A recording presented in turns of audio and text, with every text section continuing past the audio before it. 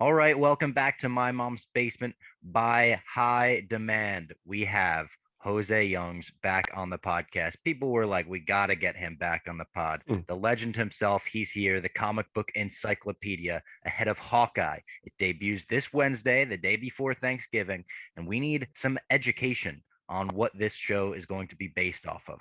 I believe it's the Matt Fraction run. Who better to join me and Clem than Jose? Jose, how we doing? What's up, guys? I'm real glad we're doing Hawkeye this time because as I think I alluded to the last time, because it seems so long ago, that was pre Abu Dhabi flight, and I just Oh forgot a yeah. lot that before then. The Matt Fraction run fucking rules. So I'm very happy that we can chat about this. Professor Youngs, I just got to thank you. I'm going to thank you on behalf of all the listeners in the basement here who hit us up on Twitter or, email in person and was like, that guy saved Eternals for me, because I would have hated it. I would have had no clue what's going on, or I just would just be still in the theater just like, what the fuck just happened? And you laid the groundwork perfectly. So thank you from the bottom of our hearts for making that a much more enjoyable experience. And did I'm you glad, like the man. movie?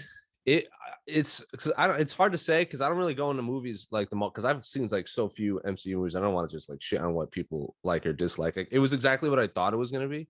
Mm-hmm. It was a trampoline to like this next phase. So I went in with that expectation, and that's what I got. So that is, it wasn't good or bad. It is exactly what I thought. I think I said it on the show. Like, the Eternals is, I've never suggested to read the Eternals, nor will I. I think you guys said it. Like, I think Clem, you said it, like, this isn't a movie you're probably going to go back and watch when like you're going through. And that's pretty much what the Eternals comic book is. Like, you use it to leapfrog into another story, or they're like a supporting cast, and that's what this movie was. I'm real glad we got to see the Celestials. They look cool. I'm real glad we got to see Star Fox. So a lot. It checked all my. I had like an inner checklist, checked them all off. So hit my benchmark. But all in all, I think if you're a fan of the Eternals, it did it. Yeah. And Jose, we're gonna definitely. I mean, again, we're basically signing you up for like a lifetime contract here, whether you like it or not. But I mean, like the post-credit scene, you said Star Fox. We got some Black Knight shit. We're gonna have Blade with vampires. We like Robbie and I said, like, this hits the cosmic side of things, which they're expanding in the MCU. Obviously, we got to we dabbled with it with Thanos and the Guardians way back when, but now we're getting into some weird, underbelly, history shit with the Black Knight. We got Blade Moon and vampires, Knight, right? and supernatural Dracula. As soon as you were tweeting that, Robbie, I was like, well, first of all, Moon Knight is such a fantastic character.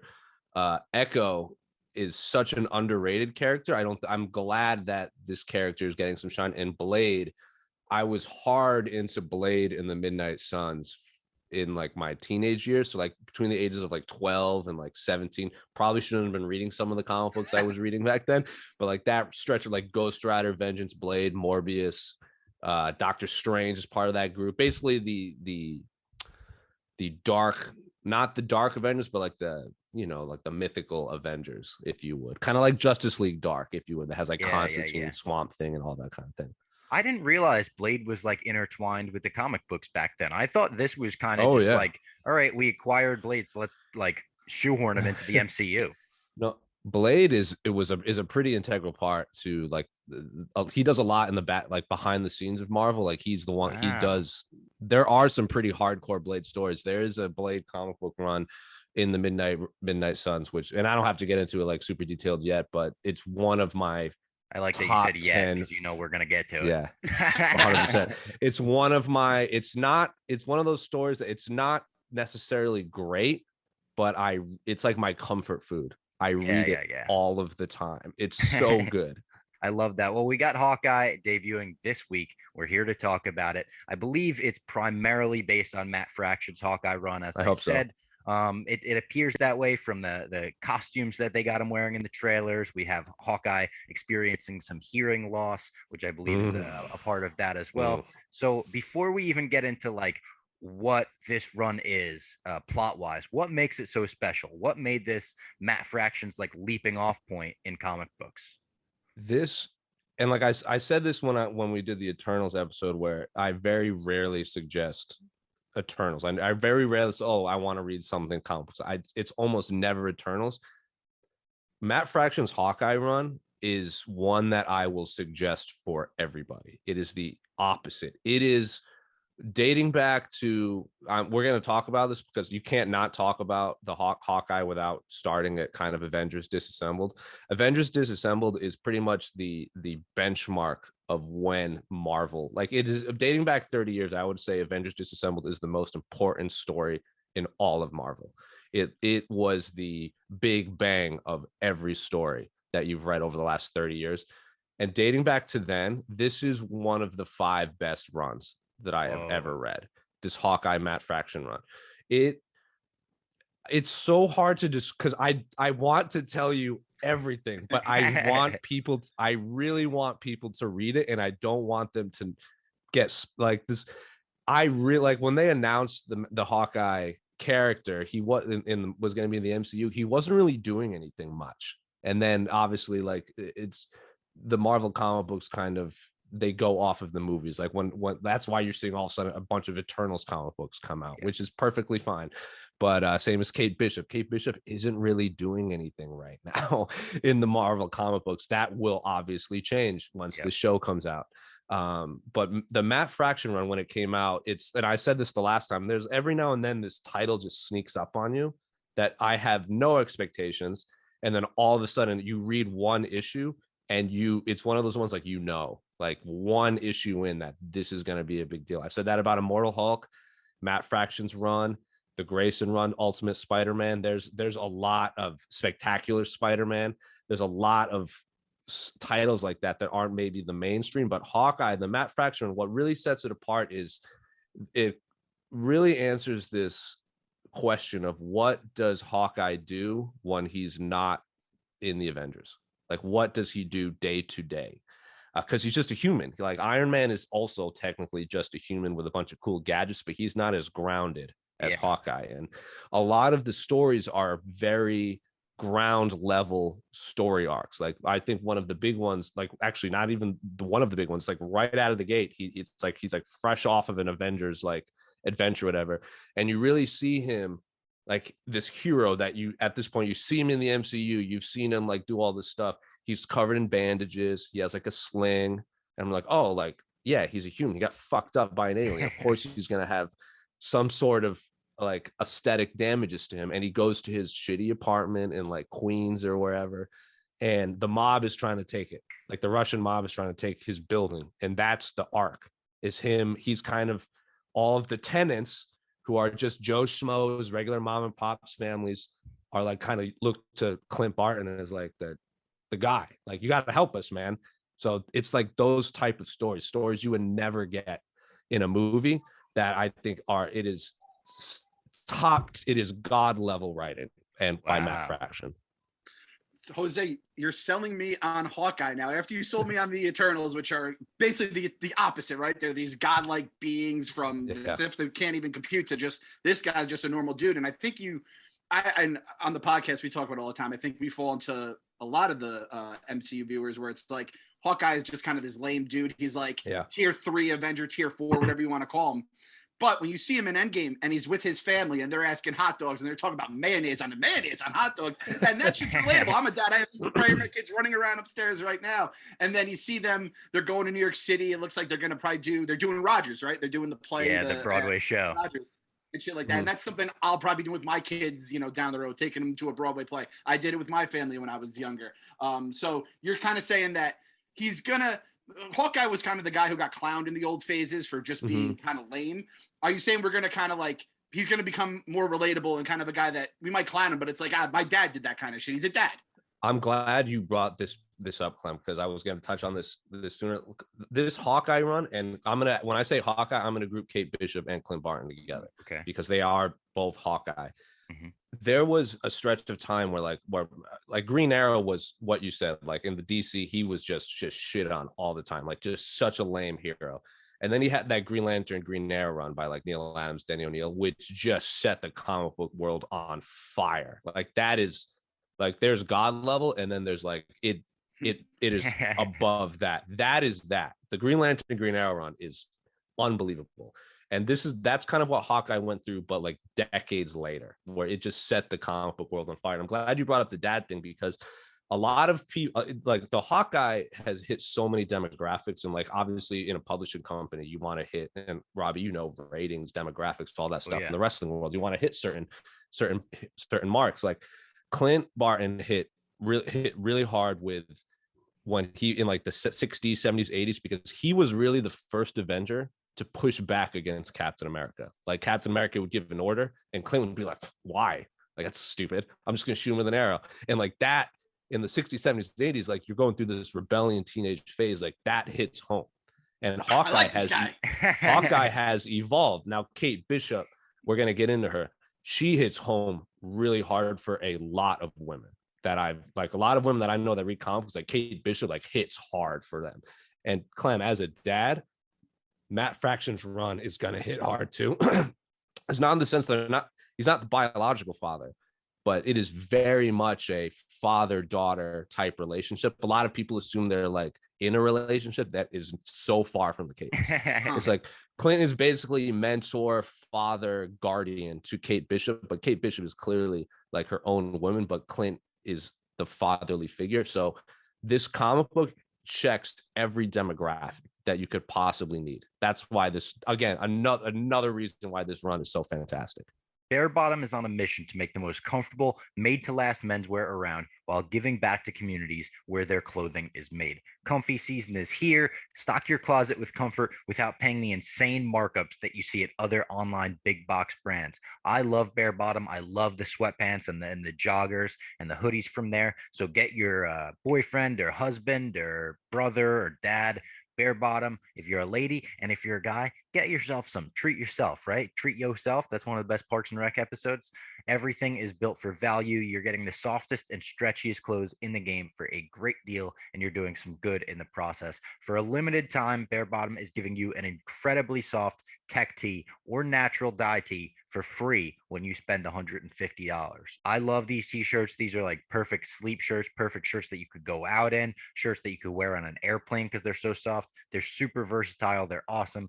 Their Black Friday sale has already started. It's their biggest yet. You can get up to 25% off site-wide by going to barebottomclothing.com. Go to barebottomclothing.com right now, 25% off site-wide. And I think a lot of people that when they see the movies get announced, the shows get announced, you see the characters, you're like, that's a character I don't really care about, but they're going to source material that is good. And granted, it's apples and oranges, but the reason Infinity War was so good is because that graphic, that was an unbelievable series, right? The reason why everyone is waiting for Dark Phoenix to come to the MCU, because that was an unbelievable series. And it sounds like these are things that a casual fan like me who hasn't dabbled in comics in years doesn't realize is these characters, like you said, the Green Arrow, Green Lantern stuff, they have stuff. They're going to bring it, and they're not going to bring shit to your Disney Plus. They want you to resubscribe and keep coming on. They're going to bring the heat with this Hawkeye character. So and I don't know anything about Kate Bishop either. So that's a whole other thing. And are we dabbling with the Ronin side of him? Because we saw that in Endgame. I hope so, man. Because Ronin was such an I don't want to say he was underrated, but like it was a means to an end where I don't like. I'm gonna have this is all pre-fraction, but obviously.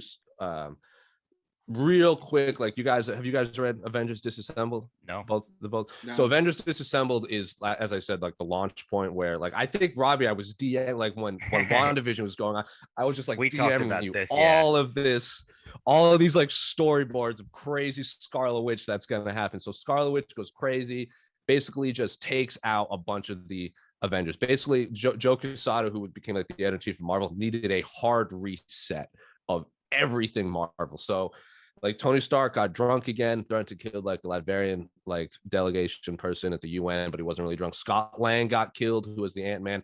Hawkeye is at this point super irrelevant to the comic books, so they needed to write him off so they wouldn't feel obligated. So there's this big Kree invasion, and every Avenger ever is like fighting, and his backpack, his arrows get caught on fire, and he's like, oh crap, like if my arrows blow up, we're all going to die. So he grabs a Kree warrior, uses his jetpack, and just flies and kamikazes himself into a starship and blows it up, sacrifices himself, and saves the day. So Clint Barton is gone. He's out of the thing.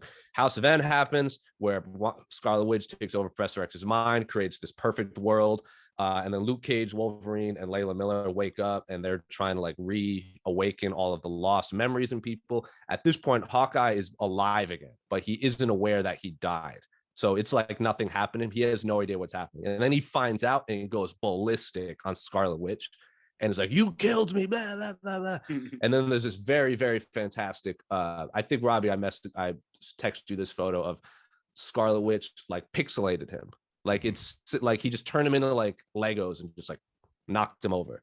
And then right after that, No More Mutants, the famous scene from No More Mutants. So then that resets a lot of the mutant world, which we'll get into way later. At this point, though, Hawkeye is back alive again. Doctor Strange is sort of his mental coach, therapist type thing. Captain America gets killed, obviously, gets shot on the back of the head, Civil War. Iron Man approaches Hawkeye and offers him the Captain America role. He's like, do you want to be the new Captain America? Obviously, he turns it down, but he does kind of debate it. And at this point, Kate Bishop is established as part of the Young Avengers, and she's pissed. She's like, no one can be Captain America. That's not something you can just hand out. And then Clint is like, well, you took my Hawkeye thing, and I was dead, and you're not Hawkeye. And then there's like this whole like kind of thing. At the end of the day, Clint accepts it. And then obviously Bucky, Winter Soldier, becomes Captain America. And then now that we have the female Hawkeye, Clint Barton becomes Ronin. And he really, at this point, takes the mentorship role of Kate Bishop and physically and mentally kind of tests her. Kate Bishop steals his bow from Avengers Mansion. And Clint is so impressed that not only did she steal the bow, that she broke into Avengers Mansion to steal it. He's like, you know what? You can have it. Like, pass the torch on to you. So there's also there's this really interesting run called Blind Spot where Hawkeye is losing his vision. Like he's going blind. And then we meet his brother Barney, who used to work for one of the Zemos. Like, I don't think it was Baron Zemo, but it was one of them. And then there's like this big fight and Clint wins. And then I believe Barney gives him some bone marrow, so he gets his eyesight back. So at this point, Hawkeye's going through some shit. And then we get into the Matt Fraction run. That's like that's all pre-Fraction? That's all pre-Fraction. Holy shit. So we're going to get some of the pre-Fraction stuff like in this show. Like they're going to have to meet him and Kate Bishop in this show, obviously, and stuff like that. Yeah. Is it Christmas time in the Fraction run, or is that just for the show? So there's a Christmas story. There's a Christmas issue. So there's a lot of, oh man, Matt Fraction's run had so many singular issues that you can just get enjoyment of that one issue. And we're going to get into it because I didn't watch the trailer, but I've seen some of the photos. I'm like, oh, this is happening. This is happening. This is happening. So like, before we get that, like, we're like, there's like, if you saw, I think he had the hearing aid in one of the thing that is, oh man, that single issue when Clint Barton goes like deaf because he had 2 arrows like stabbed in his ear, I think by the Clown, I think did it, and he loses his hearing and he has like the hearing aid. That whole issue has no dialogue. It's all Barney and Clint doing sign language, and the art is just unreal. The sequential art, I can't even describe. The whole comic book issue has no dialogue in it. Not only does that issue have no dialogue, we're going to get into, I'm sure you guys saw the posters, the dog, the pizza dog. Yeah. There is, oh man, it was. I wrote a question. I wrote, how quickly are we going to fall in love with this dog? Oh man, that dog, because Matt Fraction wrote that based off of his own dog who passed away before the stories could come out. So that hits home for him. There is a whole issue from the dog's point of view and it's all like the dialogue, you see the bubbles, but it's all scratchy because the dog obviously doesn't understand what's happening. And it associates, because dogs obviously they kind of sense things, and like smell is such a big part of the dog's life. So Matt Fraction, and I'm blanking on his name right now, and I feel terrible that I'm forgetting the artist's name. Oh man, it's gonna bother me. But probably on a book behind you. He is actually. Let's find out right here. Where is you pulled it out last episode, and you were like, "There it is! I can't wait for this fucking." And by the way, seeing Jose's face as he relives all this, like that just gets me excited because you can tell how much these comics mean to you. And now I'm like, I can't wait. I hope I feel like the show 1/10 what you feel about the comics here. Here we go. David Aja, shout out to David Aja, who is he's now an artist where if I see his name on something, I just buy it. I don't even read to see what it's about. I just buy it anyway. David Aja really needed to find a way to show what smell would be like through visual, and so every person has like a sense tree. So it's like Clint Barton has like the dog looks at Hawkeye who's like talking, but it's all scratchy things, and it's like coffee, cigarettes, smell, and it's like this tree. And then like Kate Bishop has like a hint of pizza, and it is the issue is called "Pizza Is My Business." I think that's what it's called, and that should be an episode title. Oh! If there's an episode of that, it will. That right there is the end game. That'll make the show for you. That is top 15 single issues I have ever read in the last 30 years. It like I didn't think it was possible to portray smell or a dog or make it any sort of. It's basically a noir detective story with a dog as the main character, and it is so good. See, this is what gets me excited is the unique storytelling that they might do. Obviously, with WandaVision, we had the sitcoms where we went through, and to go through the dog, which I didn't even think. And our guy Jeff D'Lo, I saw Jeff's tweet, and he said there's a scene in I think the first episode that's just really funny, and he didn't really elaborate on it, but I'm already like, wow, we're kind of going there. Is there kind of a little bit of humor in either the Hawkeye character or in this run? 1000%. Everything like there's. Oh man, like it's all through dialogue too. It's basically this run is all inner monologue, conversational and everything, but there's very humorous ways that they use, like there's very serious scenes happening, but they use dialogue to kind of, calm the situation down. Like the first issue, the very first thing you see is Hawkeye like falling out of a building, like shooting arrows while like in like this big epic moment. And the inner monologue goes, well, this isn't good or something like that. And then that is used, that phrase, like this isn't good or this looks bad, I can't quite remember. That is used constantly throughout the thing in like very like humorous ways. Or one of the main characters is like this Russian mob guy. And he's just he calls everyone, because English isn't his first language. So he calls everyone bro.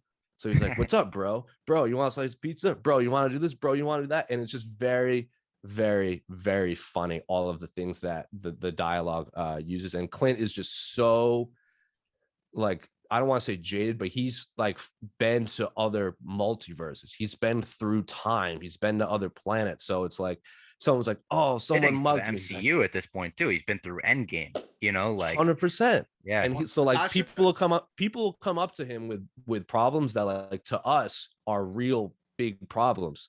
And he's just like, all right, let's just go do it. It's like, it's great. It's again, I don't want to give away too much because I want people to go read it, but it is like, and this run, this Matt Fraction run, everyone is trying to do this now.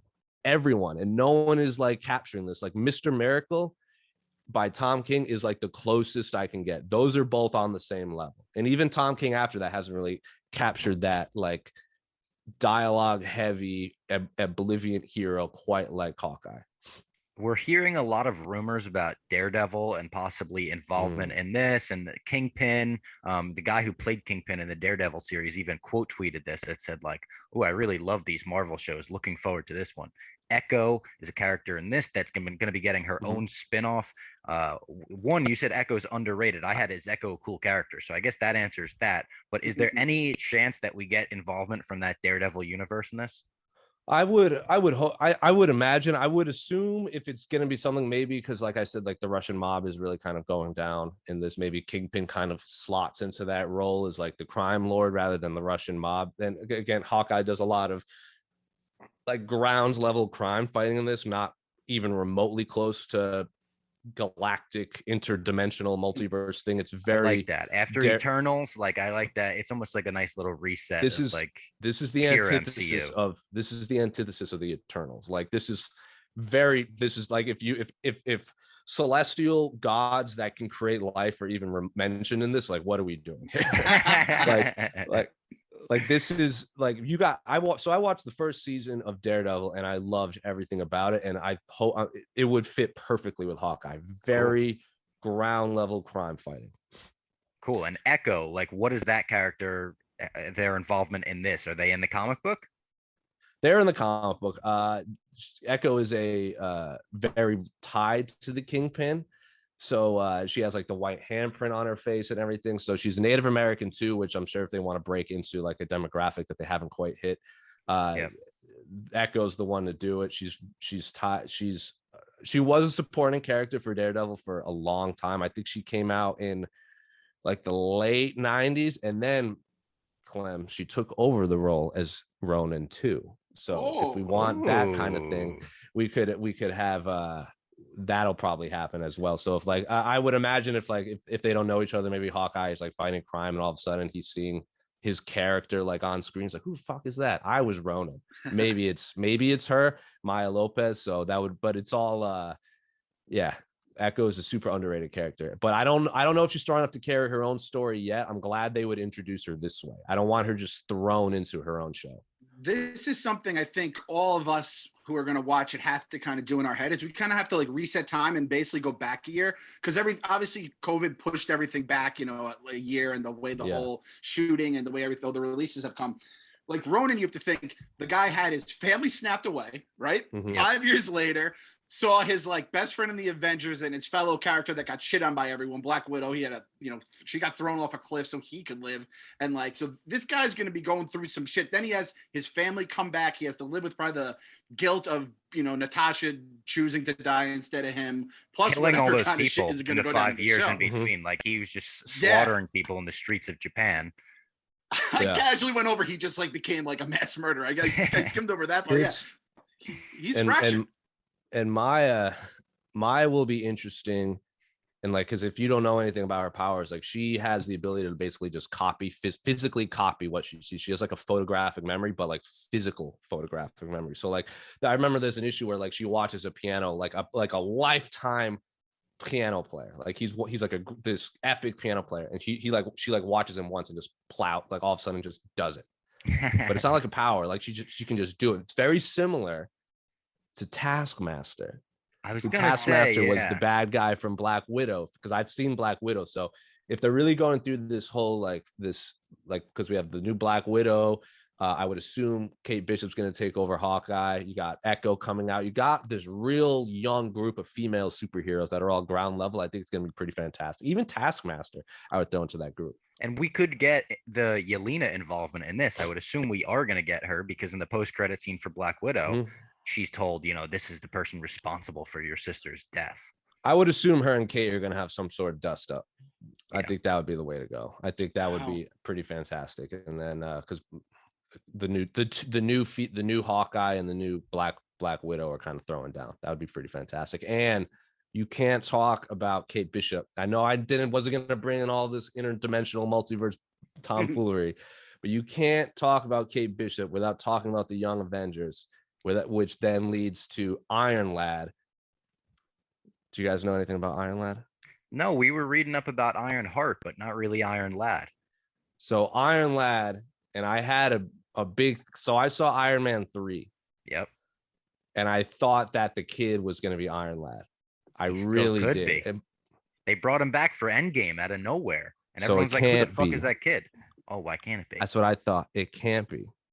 Because Iron Lad is the young version of Kang the Conqueror. Oh, shit. Oh, Jesus. Kang! He said Kang! What? Yeah. Oh, boy. So, oh, man. Kang the Conqueror goes back in time and meets his younger self and shows him, like, this is what you are destined to be. This is all that you will have. And young Kang is like, no, man, F you. I don't want this. And blah, blah, blah, blah, blah. Like young teenage angst, very Anakin Skywalker.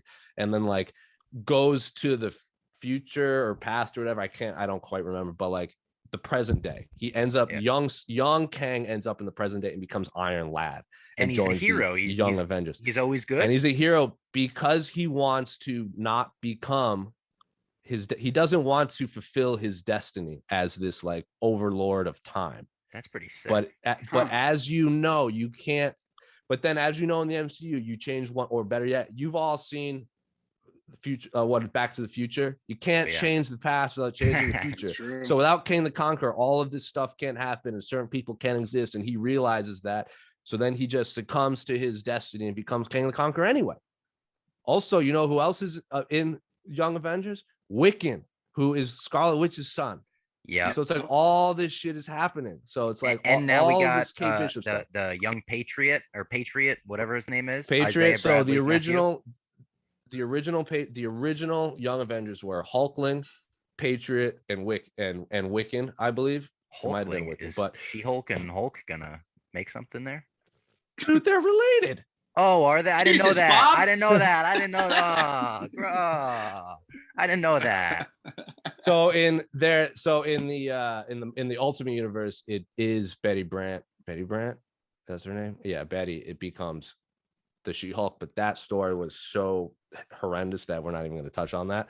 But real short, She-Hulk was dying some disease, and her cousin Bruce Banner came in to give her a blood transfusion, but he has radiated blood. Oh no.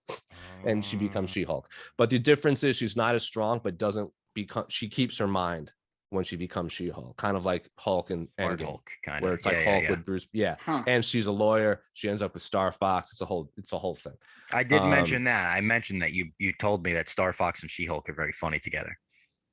That is peak She-Hulk right there. Ladies and gentlemen, there is a new brand of water out there that looks like Tall Boys of Beer, as you can see here, but it's actually mountain spring water, and it's the best water that I've ever had. I'm not blowing smoke up your ass either. Look at the merch they sent me. First of all, this looks like a band tee, little Grim Reaper on here. The back says it's going to murder your thirst. It is going to murder your thirst. I've been drinking more water than ever since Liquid Death started sponsoring the pod. I think it's something about the can. I like drinking cans of soda, big cans of green tea, right?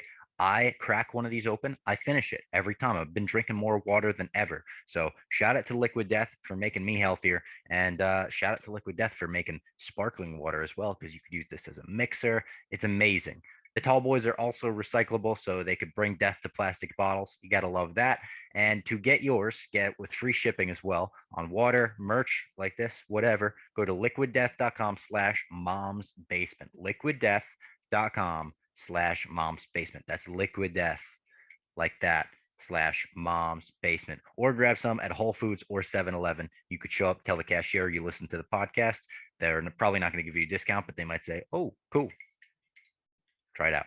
The Young Avengers were basically a protocol set by Vision, where if the Avengers if something happens to the Avengers, we have a backup. Like if we are all of a sudden thrust through time and the world has no heroes, you guys are gonna have to step up and kind of fill the gap until we're back. The Kate Bishop and Cassie Lang show up. Cassie Lang is related to Scott Lang, who was like Giant Man, Ant-Man type thing. Iron Lad. We got a Cassie Lang in the movies. Yeah. So Kang is young Kang the Conqueror is Iron Lad. He joins and he flees through time, and I kind of told you all that. And Kate Bishop isn't one of the originals. She wasn't chosen by Vision, which is kind of a thorn in her side. She has to really prove her role in the team, which is mirrored to what Hawkeye did back when he joined the Avengers back in the day, because he joined when Iron Man and it was Iron Man, Thor, Giant Man, and Wasp all took a break from the Avengers, and then Captain America hired Scarlet Witch, Quicksilver, and Hawkeye to kind of fill their place. So it was like a 4-man Avengers. It was kind of dumb. Jesus. But so Kate Bishop is kind of boring for a very long time. She was kind of this amalgamation of a bunch of heroes. She had like a sword and bow and arrows and a shield. She was very poorly put together, but then they've kind of fleshed out her character, and her backstory is pretty brutal, which is why she hit home with so many women. I have a question, Jose. So obviously you said you saw Black Widow, and we see in the post credits there that I can't even remember, Yelena, right? She's going to come after. So do we have any kind of a Thunderbolts or Dark Avengers crossover here in any of these Hawkeye's arcs or anything like that? I would assume it's going to be sort of a Dark Avengers type thing, maybe where they kind of replace the Avengers with a lot of other heroes and then they fight, or they're trying to set up Civil War Part 2, like in the comic books.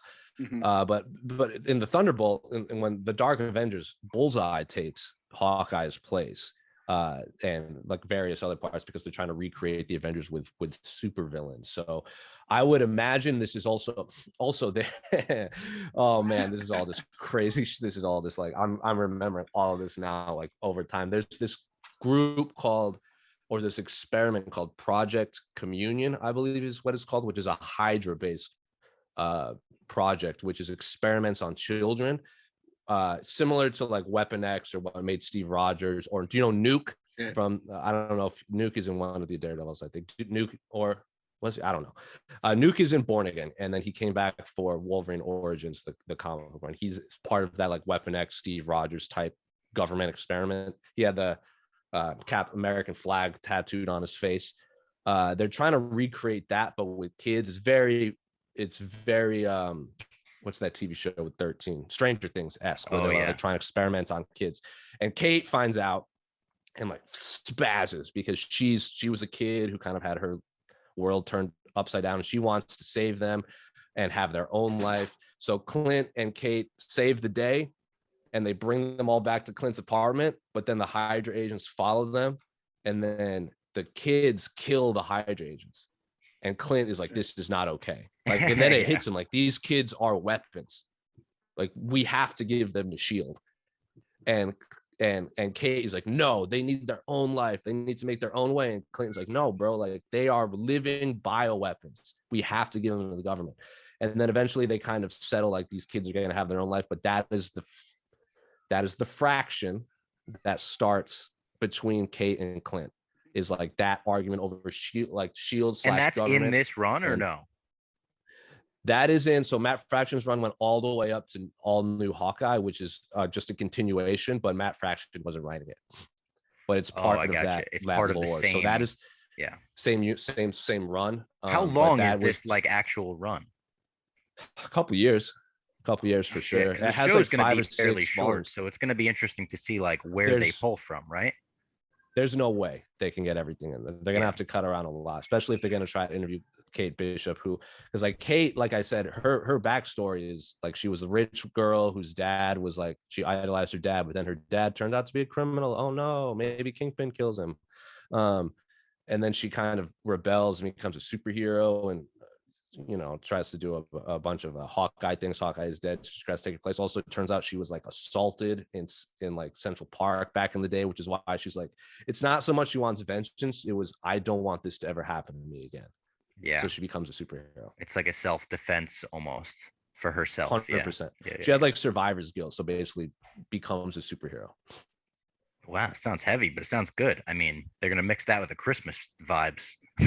I would hope so. And then like during this time, like Dark Reign happens, Secret Invasion happens. There's a story called The Children's Crusade, which was just super expansive, which is was introduced like the backstory of Tommy and Billy to being Scarlet Witch's kids and Wiccan and all that. So like that was super long, and I think a little too long, but that's when the Young Avengers become an official branch of the Avengers. For a long time, they were operating on their own. It's like crazy to see these kids building in the movies, like all of these people you're mentioning, like the Scarlet Witch's kids, like the Cassie Lang, like Kate Bishop, like they're actually like doing what they do in the comics. They're just lifting it and putting it in the movies. It's gonna be a very like I've noticed now all these young kids are now joining, like you said, like there's the new Black Widow, there's the new Hawkeye, there's going to be Tommy and Billy, hopefully Iron Lad. Like you can't have Kane without Iron Lad, so like they have Ironheart announced. Maybe they'll replace Iron Lad with her.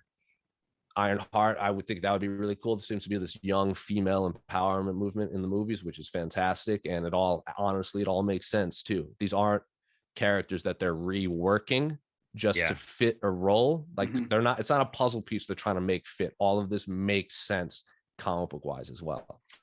And that's what I think I get the most excited about in terms of this run here, is the way you're making it sound.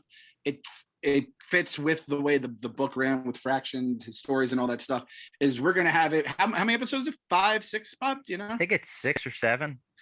So this is going to be basically, it starts the day before Thanksgiving. And I don't know about you guys, my Thanksgiving to Christmas, it's like you're inside, you have the lights up, you have the Christmas glow tree, if it may be, everyone's making and eating cookies. It's just like a warm, festive time. And then this show sounds like it might be more of the same. It's going to be a comic book show, but it's going to be fun, might be funny. And we're going to have, you know, kind of a bunch of characters. It's going to be in the city. You're going to have the Christmas theme. We got a fucking little pooch coming into our lives. I know, the dog I can't wait for. I'm feeling good the dog vibes is here, fantastic. Jose. I try to avoid trailers and stuff as much as possible because I like to go in a little blind, but I'll look at some photos and I saw the poster for Pizza Dog and I was like, oh, right out of the gate, like you got me there as soon as they showed that, because he was I hope, because then there's a point in time when like Kate, like they do spoiler alert, they split up at some point. Kate goes to LA with Pizza Dog and Clint stays behind in New York, so that's a whole thing too. So we talked about you having seen like maybe half the MCU movies. Like you don't rush to the theaters every time to go see them. Do you love this run enough that you're going to check this out immediately? That's a really, really good question. My girlfriend is really into the shows. She hasn't seen a lot of the movie. Like she likes them. She went to see Eternals with me and she's like, this movie was a lot. It was very long. She loved Black Widow. She really wants to watch all the Spider-Mans before the new one comes out, so I'm sure I'll watch a little bit with her. Loki, because see, the problem is like there was a run with Loki that I loved so much, and when I watch the shows, I'm just like, this is gonna happen. This is going to happen, and I'm like, I'm just waiting for it, and it like takes the magic out of it sometimes. Because as soon as I saw one of the characters of Loki, I was like, Kang's coming. Kang is right around the corner, and then exactly what happened. But yeah, I'll watch this. If it's that short, I'll probably watch it. Yeah, it's an hour every week or whatever, 40 minutes every week. You could get through that. Yeah, I'll have the Pizza Dog. Oh man, yeah, gotta watch the Pizza Dog. And I'm a sucker for grounded superheroes. Like that. So am I. Especially like I love when you build to something like Endgame. Like that's amazing. But in the meantime, like I like the grounded stuff. We were talking about Falcon and Winter Soldier. Like I really loved that. I like seeing the geopolitical side of the MCU and the brutal side of John Walker and like the grounded stuff. So I'm excited for something not to have world-ending consequences like the Eternals, where it's like literally something's coming out of the center of the earth. It's like, nah, I'd rather just see someone try to force out some tenants and Hawkeye save them. Yeah, and from what I've gathered, my dad's side of the family is pretty involved in the hearing impaired world, like deaf people, and Hawkeye becoming deaf was a big deal. Yeah, at one point, I have a couple friends that are like on my dad's side that were deaf, and it was a big deal. Echo is a big deal to like that world. So I'm very glad that they're introducing. I'm really interested how they portray, if there's a whole episode with no dialogue or if it's just music, because they've done it before. Like, Robbie, have you seen Mr. Robot? Yeah, Mr. Robot, and they just did it in Only Murders in the Building, their show on Hulu. Yeah, they did it an entire episode, no dialogue, because there's deaf characters in the show. Love it. Love everything really about good. It. That's a show worth checking out. Only Murders in the Building. Martin Short, Steve Martin. It's great. Oh, interesting. And like the Mr. Robot episode, I didn't even know that had no dialogue till it was over. And then they said something. I was like, there's been no dialogue here. So if they do pull something like that, it would be, I don't know if they can fit it in a five series run though. Yeah, it would be tough. I saw there was like increased Google search results in sign language and increased like people wanting to learn sign language after Eternals, because there was the one deaf Eternal. Oh yeah. So like after That's Hawkeye, right. I would imagine that only goes up. I also have people in my family who like have learned sign language, teach it now to deaf children. So like I think that's the coolest thing. Like whenever we're around, we're like, all right, teach us some words. Yeah, there's an issue where the issue I'm talking about when Hawkeye and his brother are like driving in a car and it's all sign language, and it's like Hawkeye's having to focus because he's not totally fluent yet. So he's talking, but then in the side panel, all you see is the hands because he's trying to focus on the hands. So it's showing Clint's perspective of being so hyper focused on trying to understand what his brother is saying that it is the combination of Fraction Aja's writing to dialogue is second to none. Wow. It is. I can't recommend this enough. Like, Clem, you're gonna have to go buy this immediately and just plow through it. I'm sold. I mean, you get me sold, Ozzy. You get me sold. You get me excited. I think everyone's gonna be in the same boat. All the listeners who are like, I again, Like, no offense to Hawkeye, no offense to Jeremy Renner, who I think is an awesome actor, and I'm actually kind of excited he gets to kind of like show off the role on his own. But I think everyone's kind of going and being like, we got a Hawkeye series, and now it's like, nope, Jose. If it's Jose, like not only approved but like recommended, fucking all in. Yeah, it's like this said, is the homework assignment. Everyone go buy Hawkeye. Go buy 2 copies of Hawkeye. Send 1 to Comics for Kids. There's a lot. There's a lot of like small, like I'm gonna grab a few of them. Like they're all small. Like you can read this in like the volumes, right? You get like volume 1. Yeah. They're all and the paneling is just superb, and the conclusion is pretty explosive at the end with like the apartment story where like the Russian mob is trying to pull it out. It's pretty like people are like, because at some point you're reading this, you're like, all right, there's been a lot of dialogue. I want to see something. And then all of a sudden you remember that Hawkeye is a superhero and just like bombs and explosions and crime fighting and everything. So it's eventually it'll pick up, but it is fantastic. This could be the comic that gets you into reading comics. If you're listening right now and you're like, I like the movies, but I don't read comics, Jose says this is the comic for everyone. Go buy this one. Don't read it if you're younger than 15, though. Good. And if you're younger than 15, you probably shouldn't be listening to this show. That's true. Or if there's a dad out there who's like, you know what, I'm going to buy my son or daughter Matt Fraction's Hawkeye, like wait a couple of years, because some of you can probably, like I probably would have read this too young, but there's violence in it. There's guns, there's bad words, there's things you don't want. It's good that you said that too, because usually I'll just recommend things to Clem and I'll be like, yeah, show it to your daughter. And then I got a 7-year-old up there, and I took her to the movie theaters based on Bob's review of Black Widow, and then she was watching, human trafficking going on. I'm like, yeah, this isn't very good right here. This fixing. So this is good because they don't even give homework anymore in school. They have them read 20 minutes a night because I guess reading and I think like. And she's my coworker Large, his 14-year-old boy, he's found he's cracked the code. He just reads graphic novels. He'll read the Infinity Saga and stuff like that. So I'm gonna recommend this. This is perfect for my guy. That is cracking the code. Yeah. When they go home, they're like, go home and read books. You're like, I will. Books with a lot of pictures in them. We're reading Charlie and the Chocolate Factory now, but I'm gonna get her into comics sooner rather than later. Thanks to Jose. I'm gonna have to get Jose to do a full recommendation for that. There's if she's in this, she likes Spider-Man. Yeah, oh yeah, they are diehards. Her and my boy who's 3. Ultimate Spider-Man is, I would give that to a 2-year-old. I would give that to a 90-year-old, and they would love it. That's the one I recommend. I'll let you borrow mine. Yeah, I have all of them. There's a lot. There's like 25 volumes of it, so you're not going to run out of reading material. Beautiful. Oh, you're the man. All right, that's awesome, Jose. Thank you for joining the show again, and once again. Comics for Kids, right? You got to plug that. Comicbooksforkids.org, man. Go donate all of your children-friendly comic books, or even if you have adult-friendly comic books, you want to get rid of them too. They donate a bunch to the troops too, and you can let kids who are going through a lot of shit with cancer and all this kind of stuff, like real life problems. Let them escape into the enchantment of the minds that is comic books. Absolutely. Go follow Jose on Twitter, Jose Youngs, and check him out on MMAfighting.com. Thank you, Jose, for joining the show, and we'll see you for their first ever Hawkeye recap coming soon. You got it, boss.